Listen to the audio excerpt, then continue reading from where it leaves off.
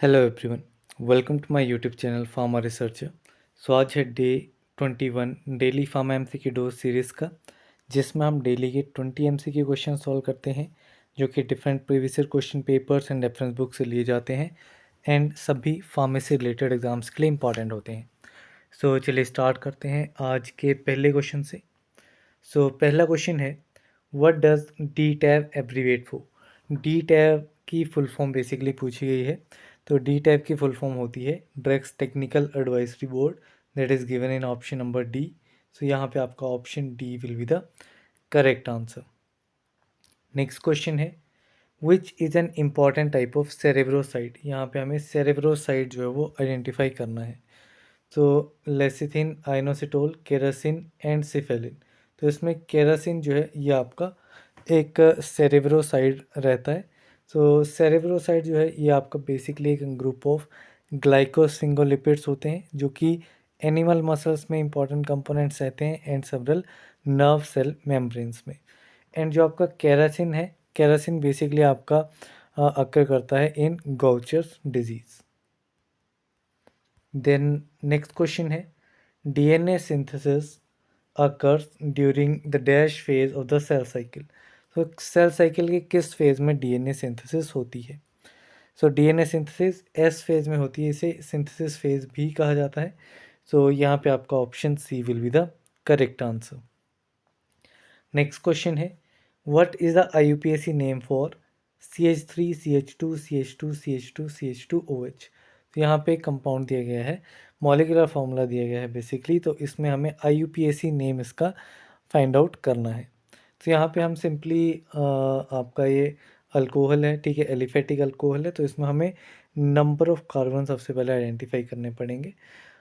तो यहाँ पे 1 2 3 4 एंड 5, 5 इसमें कार्बन है, तो 5 कार्बन्स हों तो उसके लिए टर्म यूज़ की जाती है पेंट, ठीक है, पेंट टर्म यूज़ की जाती है। And OH means alcohol group है, तो अल्कोहल के लिए ओल लगता है। यहीं पे अगर अल्डिहाइड हो, अल्डिहाइड के लिए अल लगता है।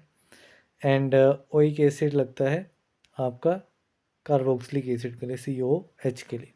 तो ये टर्म रहती है। तो यहाँ पे 5 कार्बन है, 5 के लिए पेंट लगेगा, तो इट विल बी पेंटेनोल। तो यहाँ पे आपका option B will be correct answer. Next question है, CDSCO स्टैंड्स फॉर। तो CDSCO की फुल फॉर्म क्या है। So it stands for central drug standard control organisation. So यहाँ पे आपका option B is correct.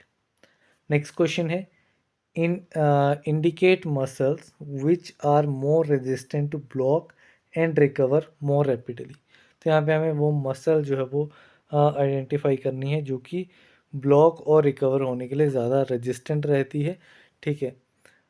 So this muscle is diaphragm. So यहाँ पे आपका option D is correct. Next question है, the solvent content in dimercaprol injection is. Dimercaprol injection में कौन सा सॉल्वेंट जो है वो प्रेजेंट होता है। So this solvent is benzyl benzoate. So यहाँ पे आपका option C is correct. Next question है, which one of the following plant is the major source of reserpine. Reserpine का मेजर सोर्स इनमें से कौन सा प्लांट है। So this plant is rauwolfia serpentina. So यहाँ पे आपका option A is correct and ये आपका एंटी हाइपरटेंसिव यूज़ किया जाता है। नेक्स्ट क्वेश्चन है, the drugs price control order came in the effect on. So drug price control order जो है वो किस ईयर में आया है, ये लेटेस्ट वाला पूछा गया है। सो लेटेस्ट वाला जो आया है वो आपका 15 मई 2013 में आया है। तो यहाँ पे आपका option C is correct and जो फर्स्ट है वो आपका 1995 में आया। नेक्स्ट क्वेश्चन है, Ziehl Neelsen staining technique is use for identifying. तो जेल नील्सन स्टेनिंग टेक्निक जो है ये आपका माइकोबैक्टीरिया को आइडेंटिफाई करने के लिए एक स्टेनिंग टेक्निक रहती है। तो यहाँ पे आपका option B is correct. Next question है, which one of the following chemicals is use in the preparation of Dragendorff's reagent. यहाँ पे हमें केमिकल आइडेंटिफाई करना है जो कि ड्रैगन डॉफ रिएजेंट की प्रिपरेशन में यूज़ किया जाता है। बेसिकली ड्रैगन डॉफ रिएजेंट जो कि आपका अल्कलॉइड्स की आइडेंटिफिकेशन के लिए जनरल टेस्ट रहता है। तो इसकी बेसिकली केमिकल कंपोजिशन हमें बतानी है। सो इसकी केमिकल कंपोजिशन रहती है पोटेशियम बिस्मथ आयोडाइड। सो यहाँ पे आपका option C is correct. Next question है microemulsions contain globules of the size about. तो माइक्रो इमल्शंस जो होती हैं इनमें जो ग्लोब्यूल्स का साइज है वो कितना रहता है। तो इसमें आपका साइज रहता है 0.01 माइक्रोमीटर ग्लोब्यूल्स का माइक्रो इमल्शंस में। सो यहाँ पे option C is correct. Next question है cardiopulmonary resuscitation is not performed in. ठीक है, तो बेसिकली इसको एब्रीवेट करके लिखा जाता है सीपीआर। सीपीआर आप मोस्ट ऑफ लोग जानते होंगे। सो सीपीआर जो है वो इनमें से किस कंडीशन में परफॉर्म नहीं की जाती है। तो सीपीआर बेसिकली एक इमरजेंसी प्रोसीजर रहता है जिसमें चेस्ट कंप्रेस की जाती है विद आर्टिफिशियल वेंटिलेशन, जो कि आपका बेसिकली माउथ टू माउथ जो है वो आर्टिफिशियल वेंटिलेशन दी जाती है। एंड ये आपका हार्ट स्टॉप बीटिंग वाली कंडीशन में आपका सीपीआर दिया जाता है। अगर इंसान ड्रो हो जाता है तो उस केस में, ड्रोइंग के केस में दिया जाता है। अनकॉन्शियस स्टेट में भी सीपीआर जो है वो दिया जाता है। बट टर्मिनल इलनेस जब वो मरने वाला है तो उस केस में सीपीआर जो है वो नहीं यूज़फुल रहता है। तो यहाँ पे आपका option C is correct. Next question है heterocyclic compounds are. So heterocyclic compounds क्या हैं। तो हेट्रोसाइक्लिक कंपाउंड्स बेसिकली वो साइक्लिक कंपाउंड्स होते हैं जिनमें कार्बन जो है वो अदर हेट्रो एटम के साथ रिप्लेस रहता है। फॉर एग्जांपल ये आपका साइक्लिक कंपाउंड है, इसको बेंजीन कहेंगे। यहाँ पे मैं इस कार्बन को नाइट्रोजन के साथ रिप्लेस कर दूँ तो ये आपका हेट्रोसाइक्लिक कंपाउंड बन जाएगा, जो कि आपका रहेगा पेरिडीन। सो यहाँ पे आपका ऑप्शन बी जो है वो करेक्ट आंसर रहेगा। देन नेक्स्ट क्वेश्चन है number of chromosomes in a cell are. So एक सेल में कितने नंबर ऑफ क्रोमोसोम्स होते हैं।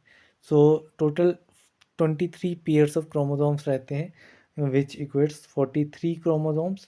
तो यहाँ पे आपका 46 क्रोमोसोम्स। सो यहाँ पे आपका option B is correct. Next question है which of the following is not a common surface infection caused by bacteria. तो इनमें से कॉमन सरफेस इन्फेक्शन कौन सी नहीं है जो कि बैक्टीरिया से कोज होती है। सो इसमें आपका रिंग वॉर्म दिया गया है। रिंग वॉर्म जो है बेसिकली आपका एक कॉज होता है फंगल से। ठीक है, it is a fungal infection जो कि अफेक्ट करती है आपके स्किन, स्कैल्प एंड नेल्स को। सो यहाँ पे option C is correct. The next question है which of the following diseases falls under the non communicable disease. यहाँ पे 4 डिजीज़ेज दी गई हैं, इसमें हमें आइडेंटिफाई करना है कौन सी नॉन कम्युनिकेबल डिजीज़ है जो कि पर्सन टू पर्सन डायरेक्ट या इनडायरेक्ट कॉन्टेक्ट से ट्रांसमिट नहीं होती है। सो डायबिटीज़ आपकी नॉन कम्युनिकेबल में आएगी। कैंसर भी आपका नॉन कम्युनिकेबल में आएगा। र्यूमेटिक फीवर ये भी आपका नॉन कम्युनिकेबल में आएगा। बट लेप्रोसी जो है जो कि आपका माइकोबैक्टीरियम लेप्रे से कॉज होती है। एंड ये अगर एक पर्सन अफेक्टेड है इस बैक्टीरिया से, सो उस पर्सन से ये दूसरे पर्सन में सेम बैक्टीरिया अगर ट्रांसमिट होता है तो उससे वो ट्रांसमिट हो सकती है। तो this leprosy is a communicable disease. And यहाँ पे हमें नॉन कम्युनिकेबल का पूछा गया है, तो 1 2 एंड 3 आर कम्युनिकेबल। सो यहाँ पे हम देखेंगे 1 2 एंड 3। सो ऑप्शन बी इसमें जो है वो करेक्ट आंसर रहेगा। द नेक्स्ट क्वेश्चन है which of the given options is not an ideal property of semi solid doses form. तो यहाँ पे कौन सा ऐसा ऑप्शन है जो कि सेमी सॉलिड डोजेज फॉर्म की आइडियल प्रॉपर्टी नहीं है। तो सेमी सॉलिड जैसे कि आपके क्रीम्स हो गए, पेस्ट हो गए, तो उस टाइप की जो डोजेज फॉर्म होती हैं जो कि ना कम्प्लीटली लिक्विड है ना ही कम्प्लीटली सॉलिड है। ठीक है, एक पेस्ट की फॉर्म में वो रहती हैं। तो उनमें कौन सी आइडियल प्रॉपर्टी इनमें से नहीं होगी। So non hygroscopic is one of the property. Non greasy होगी, ग्रीसी नहीं होगी।